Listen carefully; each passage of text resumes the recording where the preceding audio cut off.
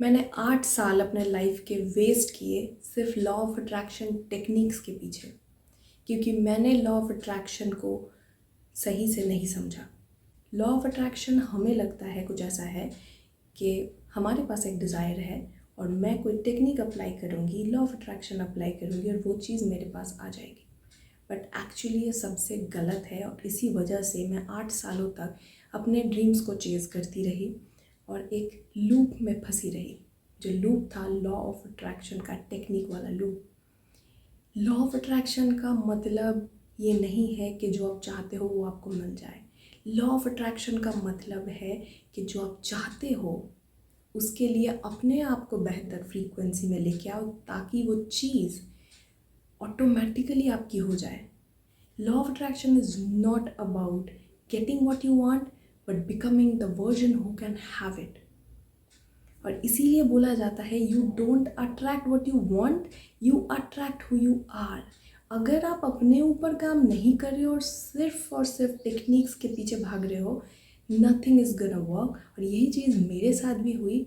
मैं सिर्फ ड्रीम्स को चेज़ करती रही, टेक्निक्स अप्लाई करती रही, बट रिटर्न में कुछ भी वर्क नहीं किया। और अगर कुछ मैनिफेस्ट हुआ भी वो परमानेंट नहीं था तो फिर क्या ही फ़ायदा है। हम इस अर्थ में आए हैं सोल लेवल पे इवॉल्व करने के लिए, ह्यूमन लेवल पे भी इवॉल्व करने के लिए, एक बेटर फ्रीक्वेंसी बनने के लिए।